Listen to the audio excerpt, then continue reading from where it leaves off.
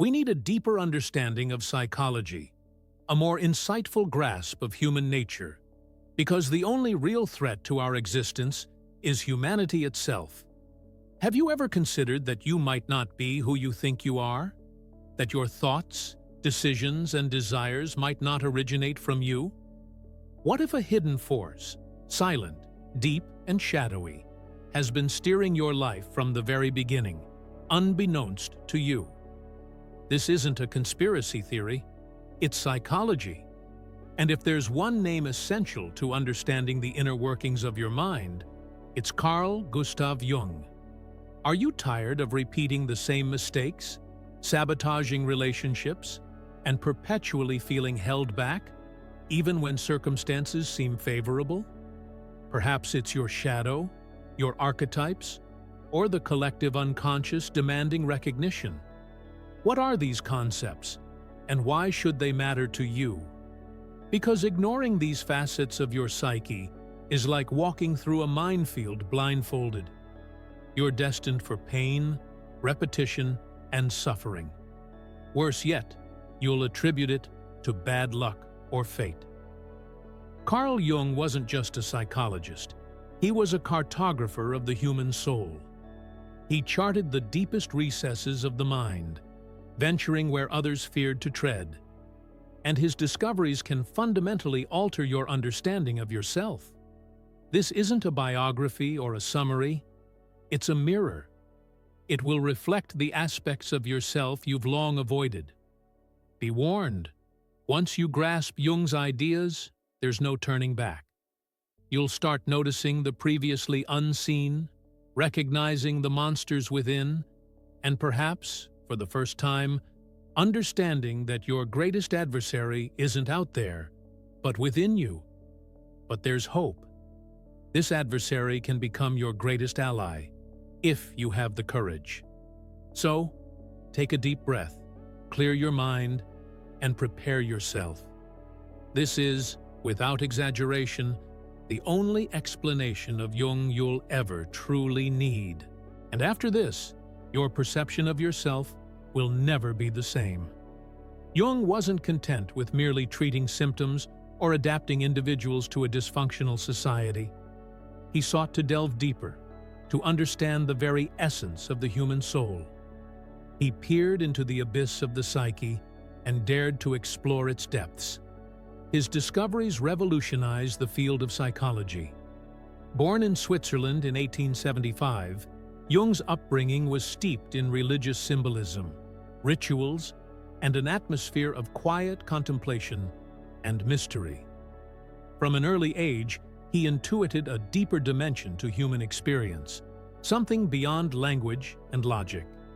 It's no surprise he became Sigmund Freud's most brilliant protege, yet also his most formidable opponent.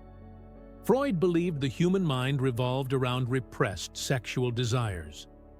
Jung saw something deeper, the depths of the unconscious, populated by archetypes, symbols, myths, and collective forces. While Freud focused on the recent past, Jung's gaze stretched back millennia, exploring the roots of human existence. Their eventual rupture was inevitable. Jung's aim wasn't simply to cure mental illness, but to restore humanity's lost connection to its soul. He viewed the psyche as a dynamic, living system, a tapestry of opposing forces, light and shadow, reason and emotion, masculine and feminine. He believed suffering wasn't a flaw of being, but a catalyst for transformation. He pioneered a new approach to human existence, analytical psychology, a path that doesn't seek to eradicate what's wrong with you, but to understand, integrate, and bring into consciousness what has been rejected, hidden, and denied. For Jung, the true adversary wasn't suffering, but unconsciousness. Why does this remain relevant today? Because modern society still suffers. We are still mired in destructive patterns, suppressing our emotions, numbing our emptiness, and running from pain.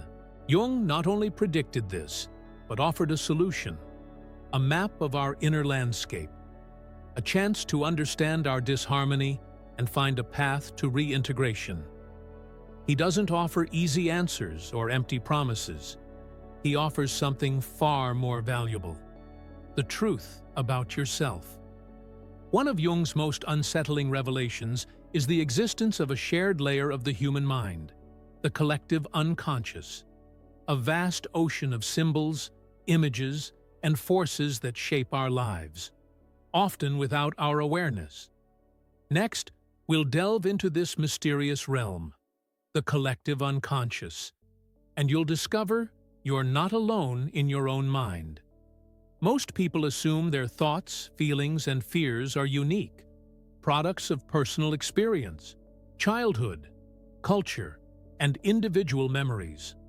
Carl Jung challenged this assumption, unveiling a deeper, more ancient, and more powerful layer of the psyche, shared by all humanity, yet profoundly impacting our individual lives.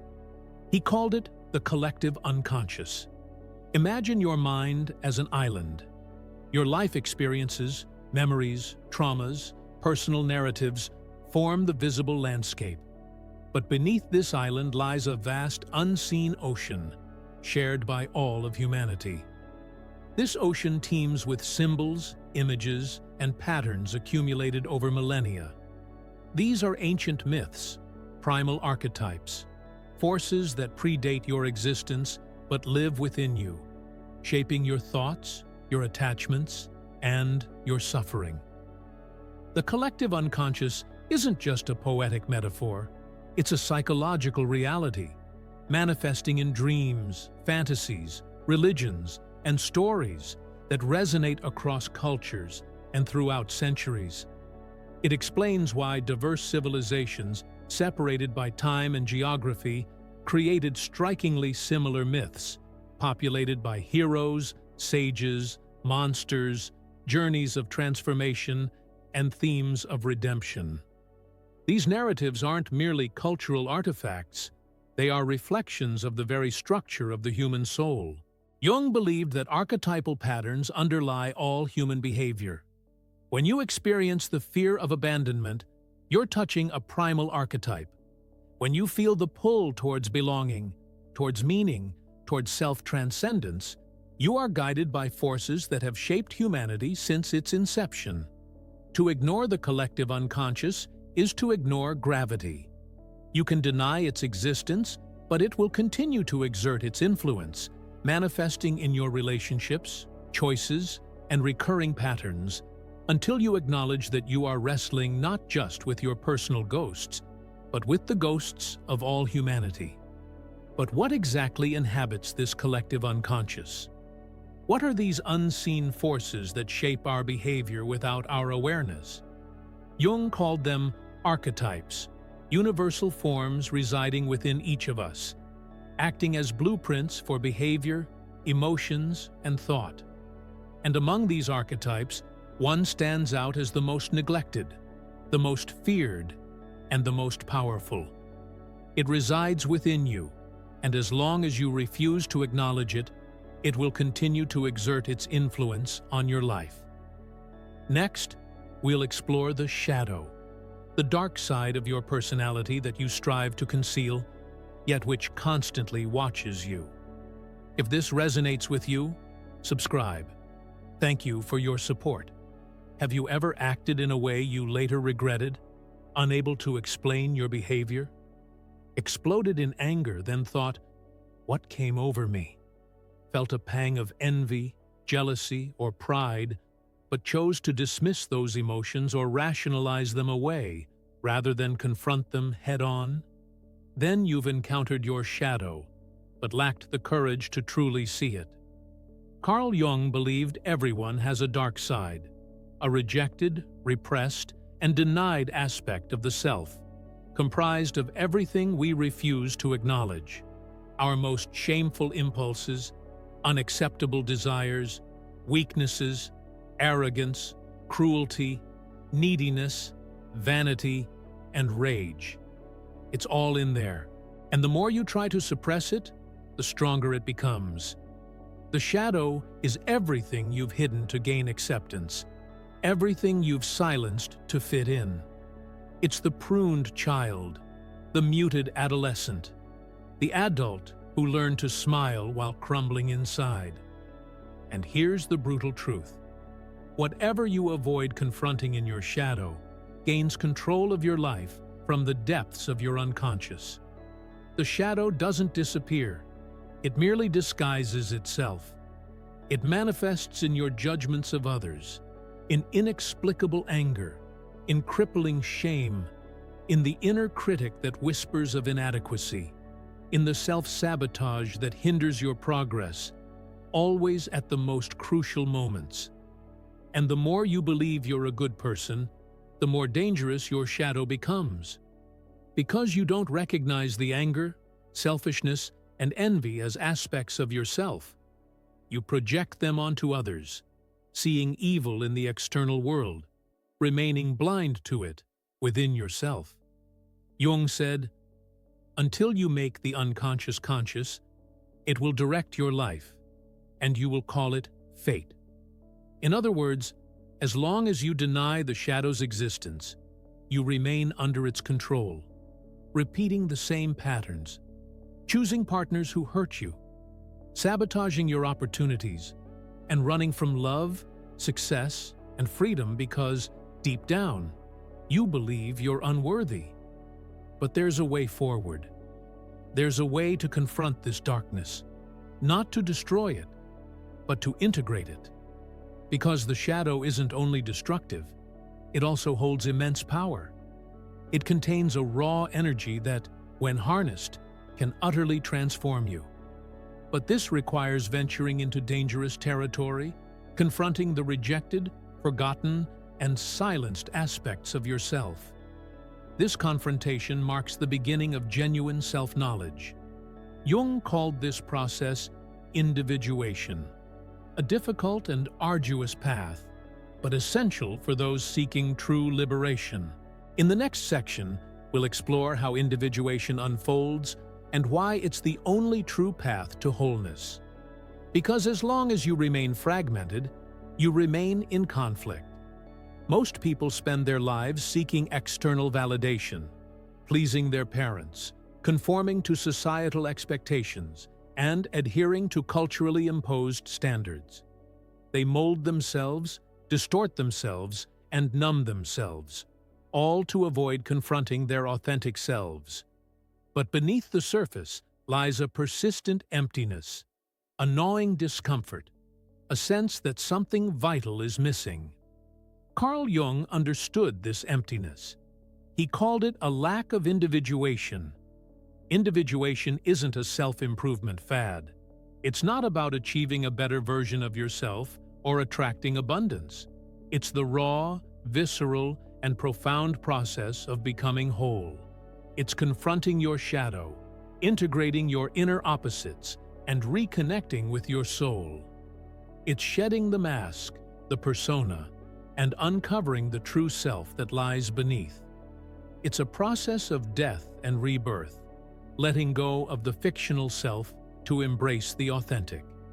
It's the shattering of the ego, the dismantling of illusions. It's confronting the aspects of yourself you've denied for decades. It's discovering that you're not as virtuous as you strive to be, nor as wicked as you fear. It's accepting that you embody both light and darkness, strength and vulnerability, courage and fear, simultaneously. And here's the unspoken truth. This process is painful. It requires surrendering the comforting lies you've constructed for survival. It requires taking radical responsibility for your life, ceasing to blame external forces. It requires shifting your focus from seeking external validation to striving for inner integrity. Individuation isn't a linear progression. It unfolds through crises, losses, and ruptures. Each time something within you dies, a belief, a relationship, an identification, something new emerges in its place. But this transformation occurs only when you embrace the discomfort, the uncertainty, and the chaos. Jung claimed that encountering the self is inevitably a defeat for the ego. And he was right. Most people shy away from this path, preferring the comfort of ignorance. But those who dare to face their darkness discover something priceless: freedom. By integrating your rejected aspects, confronting your shadow, and listening to the whispers of your soul, you become who you were always meant to be, but lacked the courage to embrace. And the soul speaks. It speaks constantly, not in words, but in symbols, images, and narratives. It speaks through your dreams. If you learn to listen, you can unlock secrets inaccessible to the rational mind. In the next section, we'll explore this mysterious realm, delving into what Jung called the symbolic language of the psyche, and understanding why your dreams hold the key to your transformation. While the modern world often dismisses dreams as nonsense or random neural firings, Carl Jung recognized their profound significance. He viewed dreams not as noise, but as the voice of the psyche, coded, enigmatic, symbolic, but never meaningless. Every night, as you sleep, something within you awakens and begins to speak. The trick is learning to listen. Jung saw dreams as the unconscious attempt to restore psychic balance. When consciousness strays too far from our true nature, the unconscious communicates through images, scenes, archetypes, and symbols, whatever is necessary to guide us back to center. Dreams aren't just replays of the day's events. They are guides, directives, invitations, warnings, and sometimes alarm bells. Consider this. Why do you dream of falling when you feel a loss of control in waking life? Why do you dream of your teeth falling out when you feel weakened or vulnerable? Why do certain symbols recur in your dreams? These aren't coincidences. They are the soul's attempts to communicate. But the soul doesn't speak the language of logic. It speaks in symbols. Herein lies one of Jung's greatest contributions: the exploration of archetypal symbolism. Lions, snakes, houses, forests, mirrors, doors, tunnels, mothers, shadows. These elements appear in your dreams not by chance. They represent facets of your psyche, fragments of your soul, striving for expression. Each symbol carries a unique energy and function. A house, for instance, can symbolize your inner self. A snake might represent transformation. A staircase can signify spiritual ascent or a descent into the unconscious, depending on its direction. A mirror might reflect the shadow you avoid confronting. Understanding this symbolic language is akin to deciphering an ancient code, the language of your soul. Jung believed that ignoring the symbolism of dreams leads to a deeper disharmony within ourselves. And when we stray from our center, we become lost, experiencing crises, anxiety, depression, and disorientation. We lose our way because we've lost contact with our inner compass. Dreams are that compass. Ignoring them is like wandering through a labyrinth blindfolded. Do you crave self-understanding? To understand your recurring patterns, your stagnation, your deepest fears? Explore your dreams. Record them. Reflect on them. Confront their symbolism. They hold the answers your conscious mind cannot articulate. But dreams aren't the only source of symbolic language. A deeper, more ancient, and more influential force operates through them as well. The archetypes. These are the unseen characters inhabiting your psyche, the true directors of your life's drama. In the next section, we'll unveil these archetypes and explore how they shape your emotions, decisions, and relationships, even when you believe you're in control. Have you ever noticed yourself acting out of character, driven by impulses you can't fully explain? Do you find yourself repeating patterns, attracting the same types of people, or reliving the same painful narratives? Carl Jung understood the reason for these recurring themes. He recognized that within each of us reside unseen forces, psychological archetypes, that not only influence our decisions, but shape the very fabric of our lives. These forces are known as archetypes. Archetypes are universal structures of the psyche, not learned concepts, but innate patterns, as ancient as humanity itself, residing within the collective unconscious.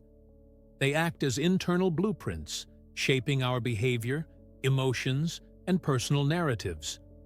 And the most unsettling part? You can live your entire life under the sway of an archetype without even realizing it. Jung identified several key archetypes. The hero, for example, embodies the drive to overcome obstacles, embrace challenges, and achieve greatness. The wise old man or woman represents the pursuit of knowledge, truth, and insight. The shadow, as we've discussed, encompasses all that we repress and deny. The anima and animus represent the feminine and masculine principles within men and women, respectively, energies that must be integrated for wholeness. These archetypes aren't just abstract concepts. They possess a dynamic energy.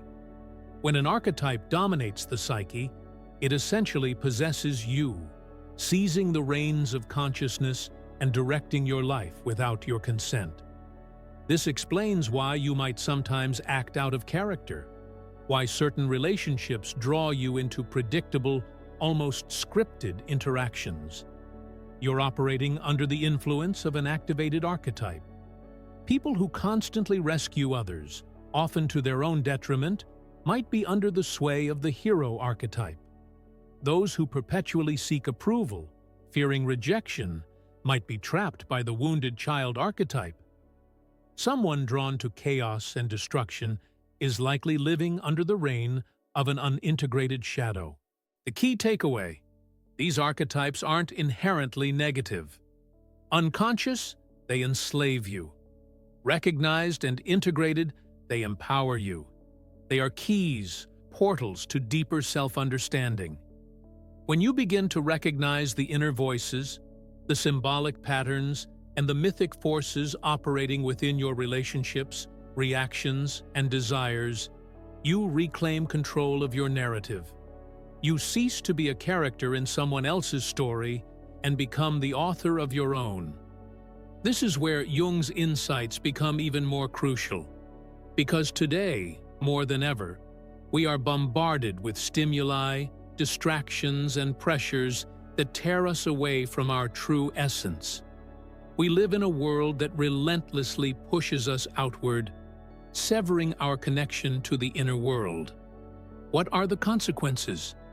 A pervasive emptiness, a loss of meaning, a spiritual crisis masquerading as stress, depression, and anxiety.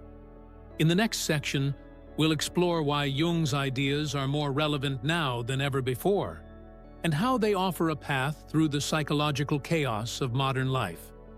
We live in the age of information, yet we've never felt so lost. We have access to an infinite wealth of knowledge, yet we wander aimlessly, fragmented and exhausted. Modernity promised freedom, but delivered anxiety. It promised connection, but left us drowning in a sea of empty comparisons. And amidst this cacophony, within countless individuals, a silent question echoes. Who am I, really? This is where the work of Carl Jung becomes not just relevant, but essential. Jung didn't offer simplistic solutions or quick fixes. He didn't peddle happiness in a pill or promise success through positive thinking. He offered something far more profound, a path back to the soul, a path of reintegration with all that has been forgotten, suppressed, and distorted by a society obsessed with productivity, appearance, and efficiency. He foresaw the modern crisis of identity. He understood how we become consumed by the persona, the social mask we wear for acceptance, admiration, and advancement. He understood that by ignoring the shadow, we become puppets of the very forces we deny. That by dismissing our dreams, we sever the connection to the unconscious. That by scoffing at symbols and archetypes, we lose the map of our own being. Jung wrote about these issues decades ago, yet his words resonate with chilling accuracy in our modern world. Individuals achieving external success, but feeling an inner void. Relationships becoming increasingly superficial, fragile, and disposable. Existential crises gripping young people. Rising rates of anxiety, depression, and psychological disorders that modern medicine attempts to manage, but cannot truly understand. The modern world sold us the illusion that we could thrive on the surface, but the soul demands attention. And when it cries out, it doesn't seek likes or recognition. It craves meaning, depth, and wholeness. Jung wasn't a therapist for peacetime. He was a guide for times of crisis, times like ours. Because when the external markers of success, status, achievement, control, lose their meaning, we must turn inward. And this inward journey can be terrifying, because within we encounter not just the light, but also our monsters, our traumas, our masks, and our painful truths. But within also lies something no one else can provide: your true self.